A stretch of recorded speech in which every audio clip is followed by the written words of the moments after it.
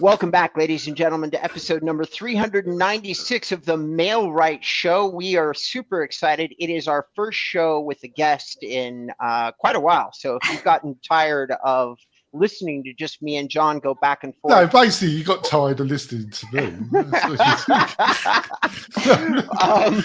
We are really excited to have Sarah Block, the founder of Tiny Marketing, with us today. And Sarah has done many things, which I'll let her describe, but some highlights are she has worked with a lot of small teams in the real estate space, and we're really looking forward to talking to her specifically about social media.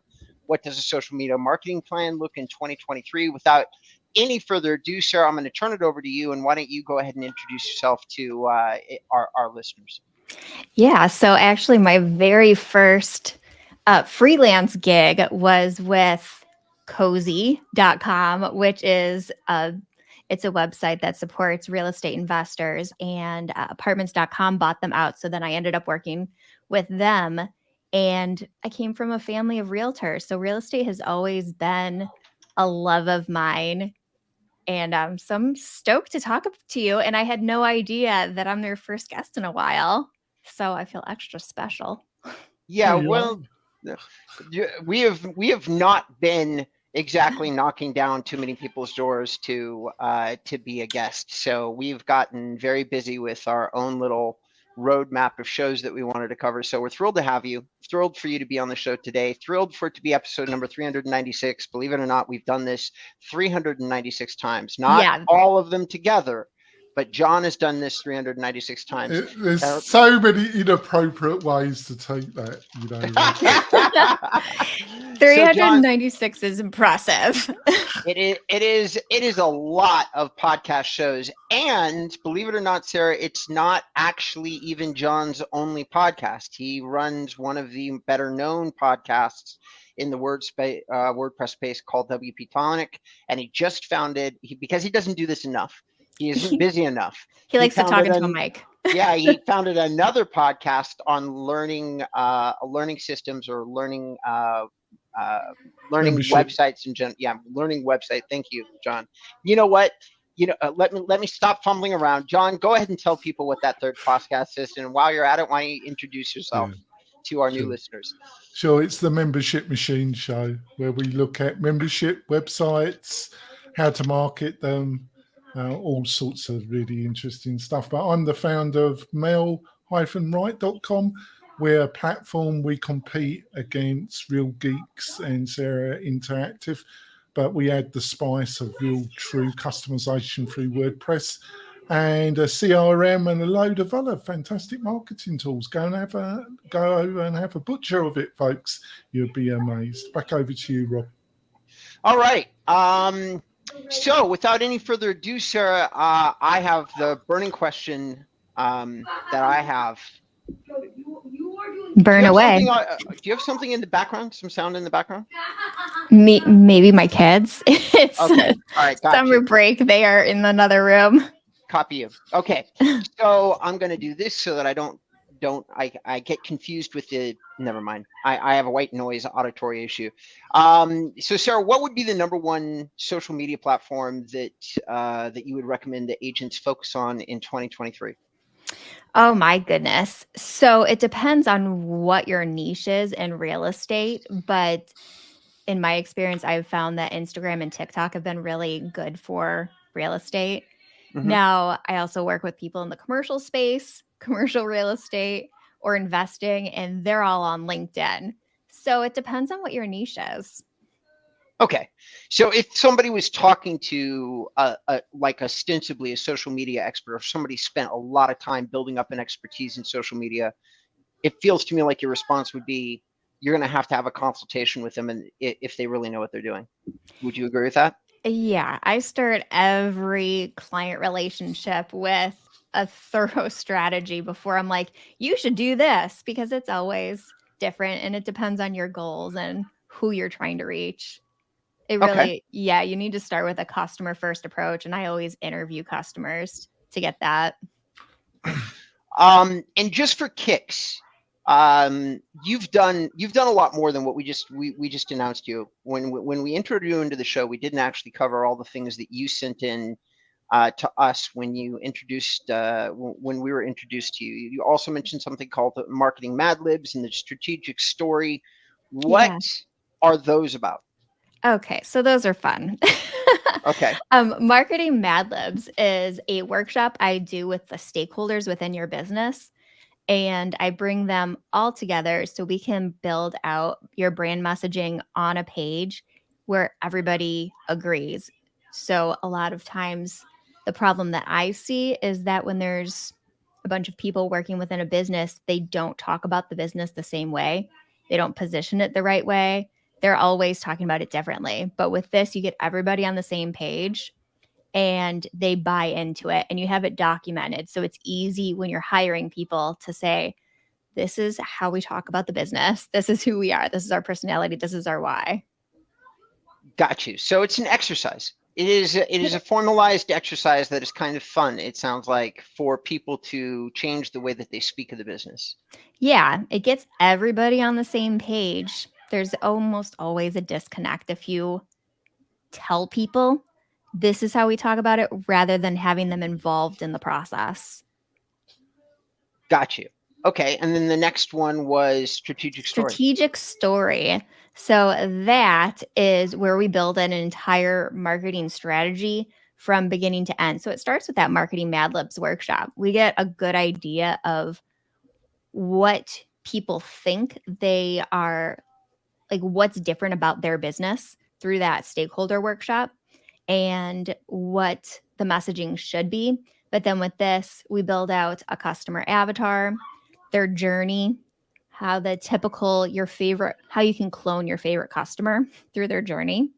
Okay. And then messaging, content, and marketing action plan. So you know exactly what you need to do to reach your favorite people.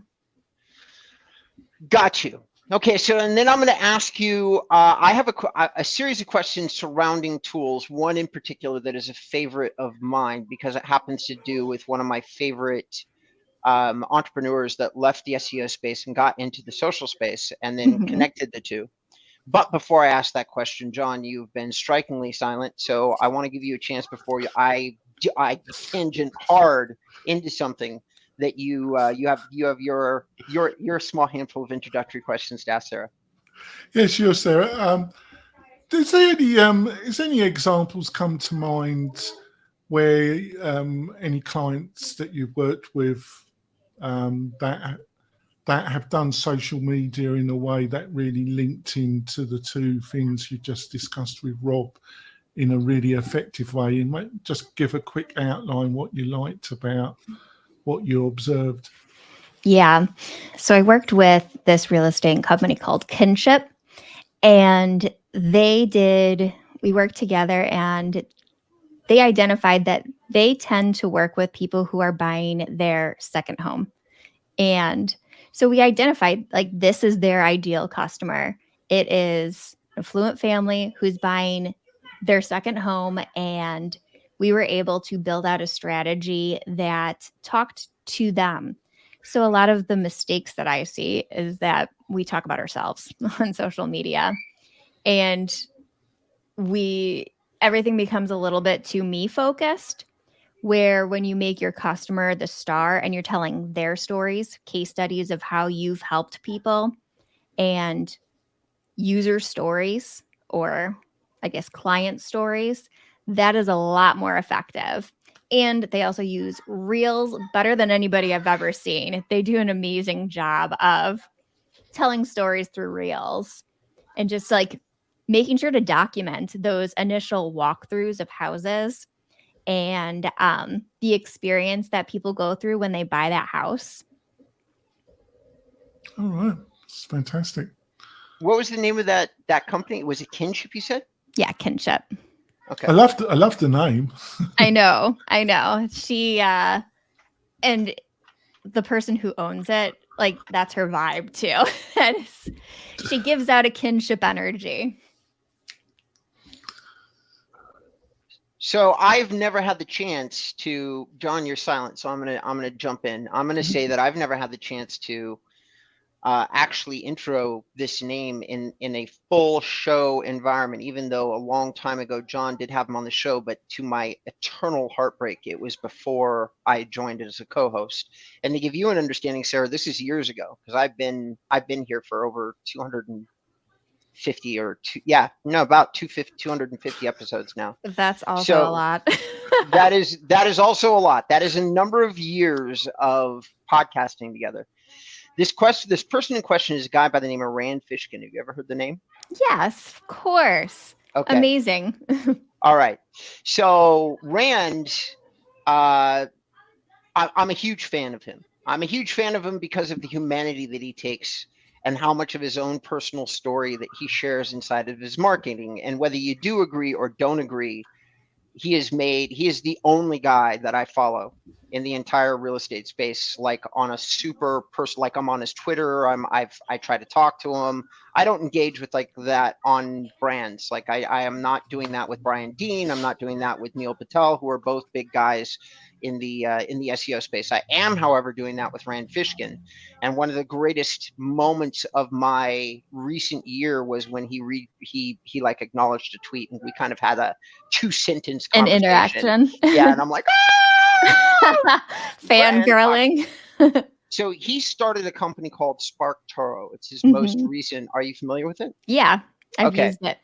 You really? Okay, which leads us into which is a great segue and lead in into what I'm seeing in the social space. And I was curious to know your take, which is I'm starting to see some really cool tools such as Spark Toro. Now, I don't focus on social, but I do a lot of consultations that involve social as part of that consultation. I just don't do the work. Like I don't get on and manage anybody's social accounts, anything like that. One of the fascinating things for me is the way that people are trying to segment out and target influencers that might be relevant inside their space. Are there tools that do that or similar things that you use for social media that you might be willing to share with us and your audience? Spark Toro is where I go for that, to identify the right people for partnerships. I actually just posted an article today about partnership marketing, because I really think that like influencers overused. You don't need to be connecting with influencers, but subject matter experts who have their own little niche audience, and you have the same audience. Those people make sense to do collaborative content with, whether it is social media, like doing a swap or a social media takeover, or asking them to promote your lead magnet while you promote their lead magnet.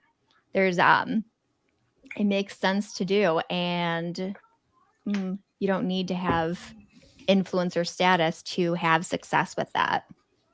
Okay. But I do it real scrappy and go to LinkedIn. That's my platform of choice. And I find the people that I find fascinating, and I reach out to them.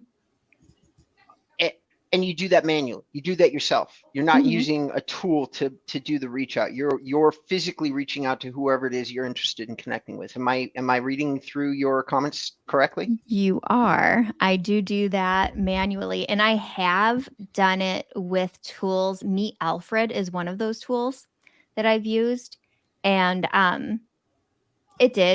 it was successful. I did have a lot of people that I was able to connect with, and we ended up having partnerships. They ended up on my podcast. I ended up on theirs, but I only do it automated if I'm in a real push. There's a campaign and I need to be in front of a lot of people at one time. Otherwise, I don't need to be in front of a million people all the time. So I will connect as I find someone that I find fascinating. Copy you. And how did you go ahead? Sorry, one more thing. Sure. There is a community for people who like to collaborate too. Let me pull that up real fast so I can remember what they're called. Ready, Set, Collab. So that is another community where it's a database of people who are open to collaborations. So that's another route to go. I've never heard of those. I've never heard of them before. Have you ever heard of those Ready, Set, Collab, John? No, I haven't actually. No. Interesting. All right. Well, ladies and gentlemen, boys and girls, Sarah, we're going to go to Yes. break. We'll be right back. And when we come back, I will continue to ask some questions. I do want to say, as we are exiting onto the break, that I don't follow that many people on Twitter. So it's fascinating to me that you and I follow 75 of the same people. I went to your Twitter account just to look up really quickly what you had posted so that maybe I could comment on that and discuss. I was like, wow, Sarah and I actually follow a lot of the same people, which is kind of shocking because I don't do a crap ton on Twitter. And Me either. I set it up a long time ago. Like, so you must have maybe set yours up a lot, like, because whoever I followed so many years ago. I don't remember. I know, I set mine up in 2008. That's how long ago. There you go. All right. All right. Well, ladies and gentlemen, Sarah, you've been a delight, and we're going to come back and we will continue down having a conversation about social media. And I think just to serve you up a couple of cues, I would like to have a conversation really quickly about the viability of TikTok for traditional real estate brand building and lead generation, and separate those out into two topics of conversation. Okay. Okay. So, ladies and gentlemen, we'll be right back. Stay tuned.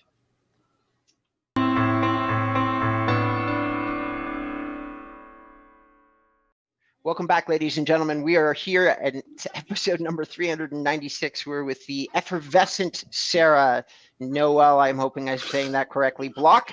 It is Noel. Ah, huzzah! That, you know what? And I'm here with Jonathan Dinwood, but I'll tell you a funny story that is true. It used to be that John led these shows, and then he mispronounced a guest or two's name, and ever since then he handed it back over to me. So now I'm eternally scared that what I'm going to do is mispronounce somebody's name, since he just asked, like, he's been asking me to do I had a bit of run of mispronunciations, but It's a little longer run than two. No, it's been all right with my other shows. I had a little period where I was really butchering people's guest names, but I'm quite happy to let Rob do the lead. I do it occasionally, Rob, don't I? No, you do. You do. Every once in a while you do. Especially when it's just the two of us. You know what my name is. So here's actually, I don't actually, but then that's so awkward. Or like, I think you do. Well, but that's neither here nor there. All right. So Sarah, before we went to break, I asked you, I tried to serve it up and give you a minute to think about what the question was, which is, you have social media, you have TikTok, and you have the other one, I think you said Twitter, that you thought were two channels that you focus. Instagram. There you go. I have had a lot more success with my clients and talking to my clients about them generating leads off Instagram, but I've also seen huge amounts of traffic directed various places by TikTok. Mm-hmm. So, but I haven't had that many conversations with people generating revenue-based connections off TikTok. So I'm curious to know, like, every time a guest like you comes on who's a social media person, or I have these conversations in my non-podcast related life, I always ask the question of, because there will come a time that people start to figure out how to monetize TikTok. It's only a matter of time. So I ask this question of everybody. Have you seen a direction that people in real estate, residential real estate specifically, are monetizing TikTok? I know they're generating tons of traffic from it. Yeah. So I would say brand awareness is the biggest thing with TikTok, because you don't need a huge following to get a ton of views and getting people to know who you are. So I am seeing a ton of brand awareness when it comes to that. Now, with lead generation, not necessarily in real estate, but I have seen it in writing, for example, authors using TikTok, and that has been really lucrative for them. As long as you have over 1,000 followers on TikTok, then you can have a link in bio, and the TikTok people are very happy to support you. So it has been pretty easy to monetize in that capacity. Mm-hmm. So for realtors, what I would suggest is having some sort of lead magnet as soon as you can, as soon as you have that 1,000 followers. attached to your link in bio, so you can transfer them to your email list, and then you can start marketing to them so you can sell. But yeah, you need to get to that 1,000 first. Okay. Interesting. And I guess the same question with Instagram, though John and I have talked about it a lot more. We have probably had more people on the show that have concrete methodologies about either what they or their clients have done on Instagram, but I'm still curious to hear what your thoughts are. Yeah, so when you're talking to me, I'm a holistic marketing strategist, and I'm going at it from the perspective of I'm going to be researching your customer, and then I'm going to be looking at their entire journey, at everything, every touch point you're going to have through that journey. So social media is just a point in it. And there's strategy around that, but it's completely customized depending on who that customer is. So I don't have a concrete methodology that I use for social because I customize it every time. For Instagram, though, I can tell you that I have seen the most success with Reels and getting as much video content out there as possible and repurposing. Like if you're doing a podcast like this, for example, and I know a few other real estate podcasts too, taking the video content from your podcast and repurposing it into Reels will get a lot more eyes on it. The head of my brand and content team has been on John's track, trying to get him on the phone to do exactly that for weeks now, and he's ratcheting up the fire under my portucus for me to basically do the same. So I feel all of that. John, hold on. Can we pause this for 1 second? Yeah, of course. We're pausing to talk about this though, because you're using StreamYard and you can repurpose directly in StreamYard and send it to Instagram. Just so you know. Okay. Well, I'll be sure to let Ben know that when he finally gets access to the StreamYard content. And then of course the next thing that's going to be required is that he has access to my Instagram account, which I don't think he does. But yeah, I know.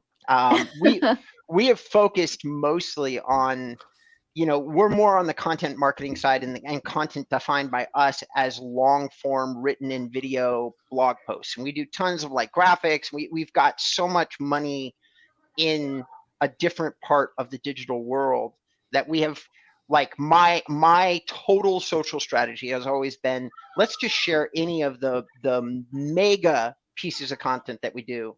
And if anybody does click on it and reads it, they will instantly discover that we've done something much deeper than anybody else has ever done before. John, it actually looks like you have something you want to say. So come on, out with it. So what's your thoughts been around Threads then?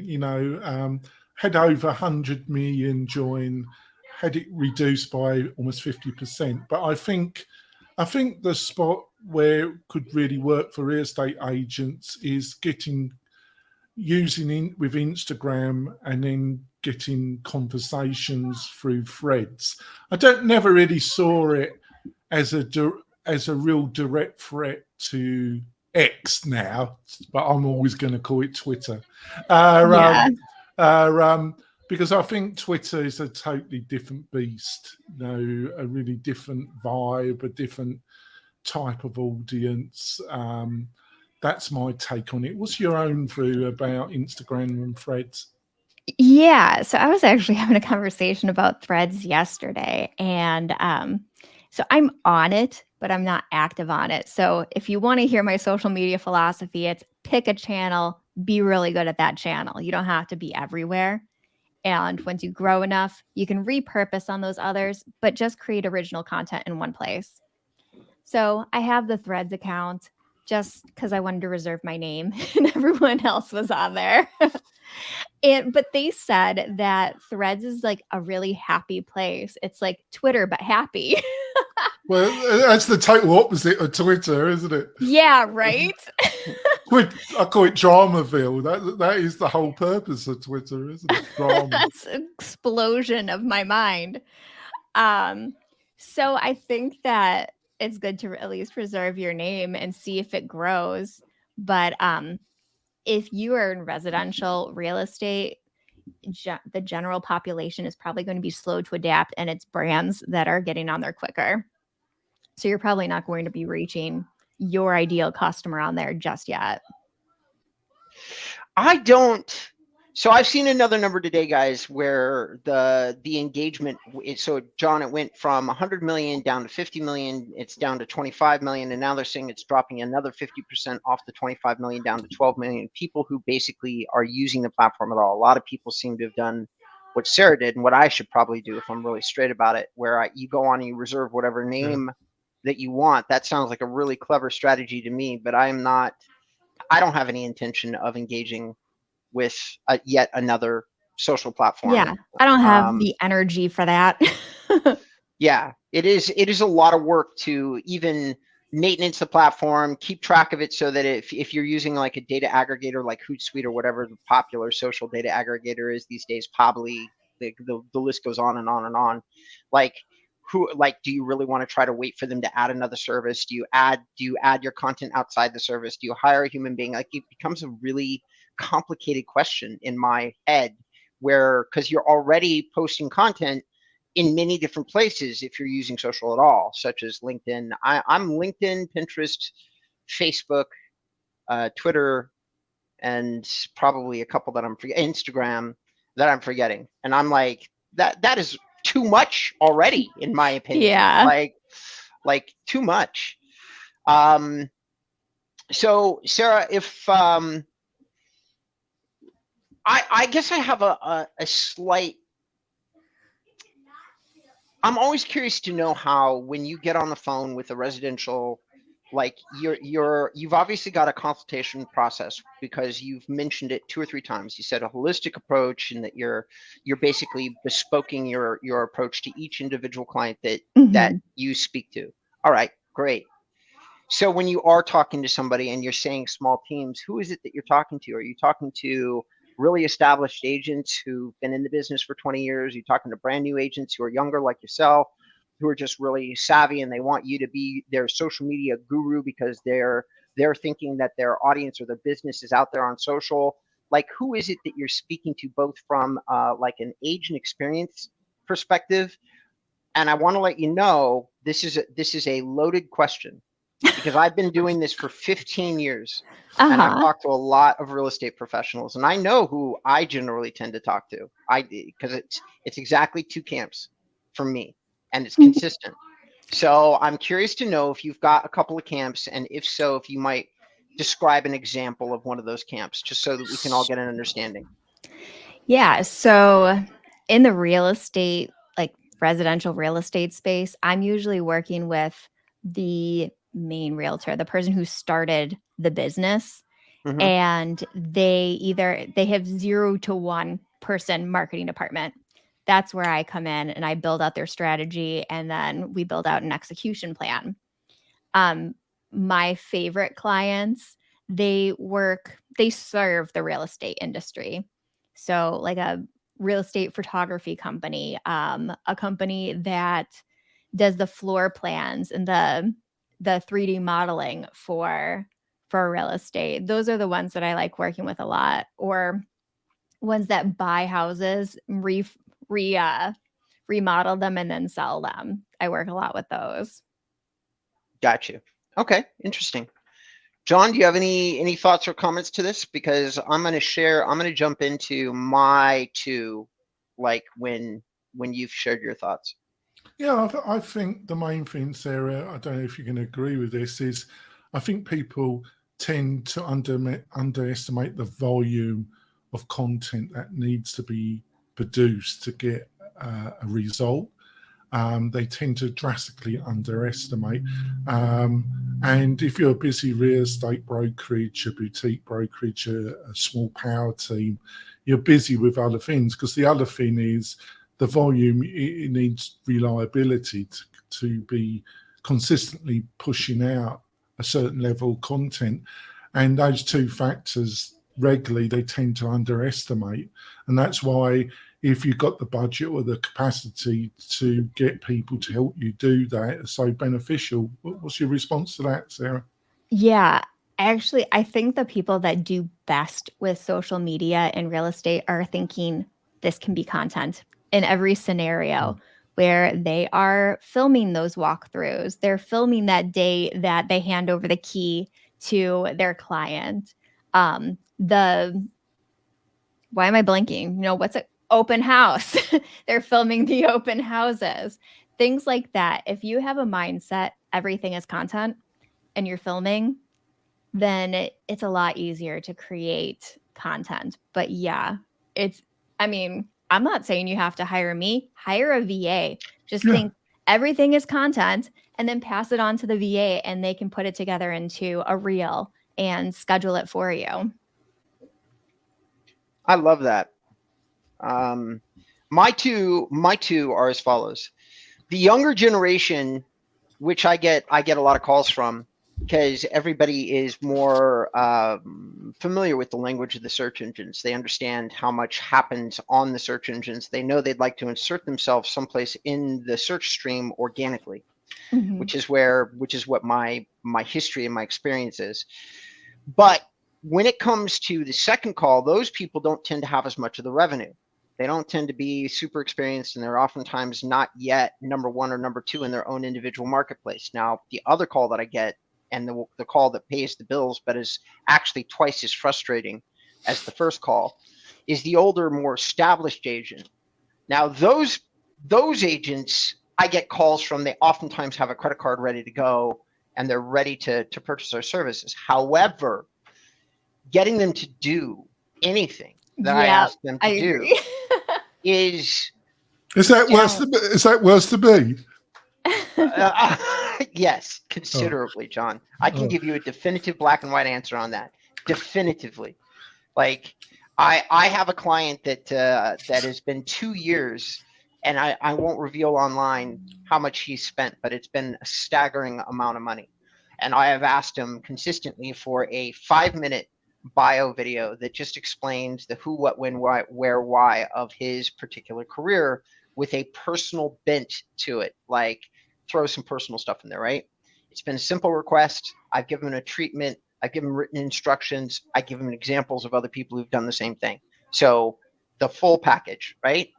And I still don't have the 5-minute video. Oh, well, AI comes to the rescue, because you'll be able to get the AI to do the video for you, won't you, Rob? I don't even want to have that conversation with anybody, John. Like, and I have had a couple of clients that I've drifted into the AI conversation, the AI video conversation, and I kind of feel like they sent me on a big rabbit chase, because I actually did do one of those videos, and then I handed it over to the client after like a 6 months worth of planning, finding the vendor, getting the video produced, and they're like, yeah, no, this doesn't work. Oh my God, come on. I told them that it wouldn't be up to their production standards. So just a quick declination of anything after all that effort. And I was just like, you know what the fuck am I, oh, excuse me. What am I doing? Beep. This is ridiculous. Like, why am I running so hard down this rabbit hole when there are very basic conversations that most of my clients don't have? But I will say this, of everything that we've talked about today, the thing that you've said, Sarah, that mirrors what I say all the time to both camps of people is the content, like changing your mindset into a content producing mindset. If there's one thing that I was going to do, like if I was still a coach, I'm no longer a coach, I own an agency now, but if I was, the thing that I would be talking about on my social media ad nauseum is the idea of taking a cell phone and then just trying to train yourself into a content producing mindset. Because I feel like you hit a really important point, which is you can have a phone and be driving your car to just about anything that you're going to do for real estate, and inspection, and open house, the list goes on. And any of those are opportunities to create something clever in the content space.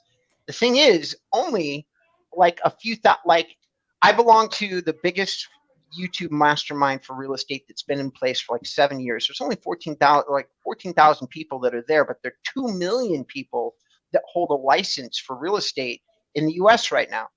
2 million, 14,000. If you do those numbers and use it as a marketing petri dish, you got to figure that it's legitimately less than 0.025% of all licensed real estate agents that are even thinking of trying to get in the habit of using a device as a content production machine.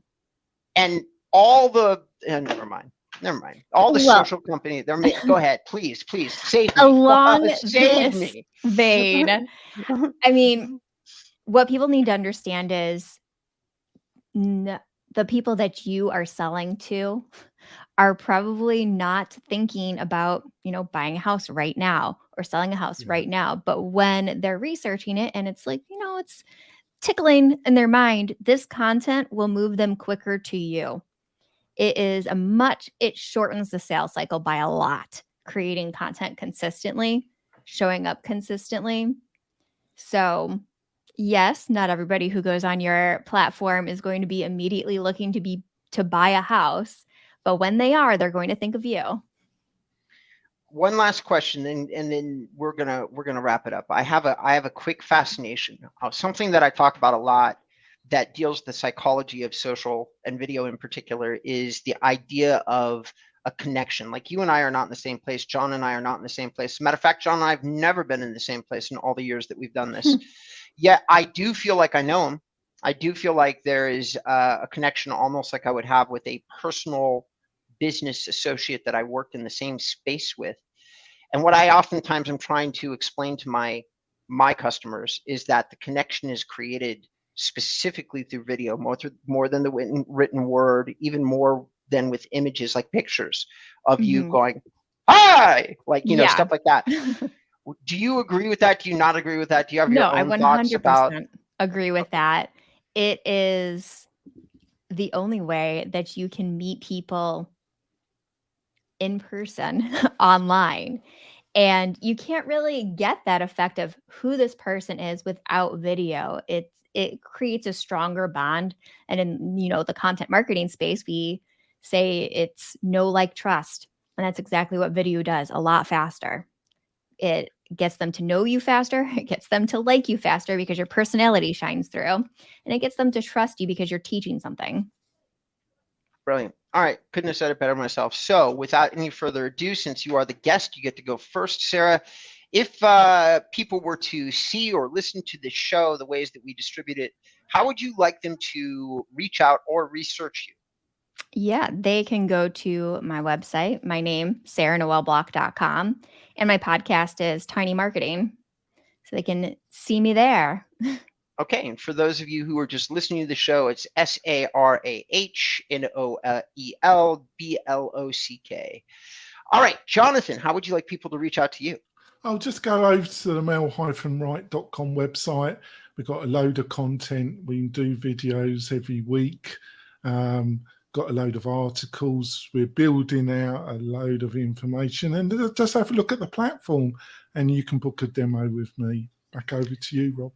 Awesome sauce. My name is Robert Newman. I'm the founder of Inbound REM. You can look up my website. I have hundreds of articles educating you on CRMs, lead generation systems. I've even touched on social media. I have about 6 or 7 people that we've done deep dive analysis of that we think are doing cool things inside the real estate space.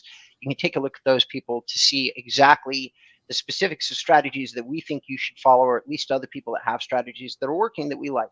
So thank you both so much for the time and a fascinating conversation in social. We really haven't had a chance to dive into it with a person that wasn't me and John for a little while. So super excited to have you on the show, Sarah. And with no further ado, John, go ahead and take us off when you're ready.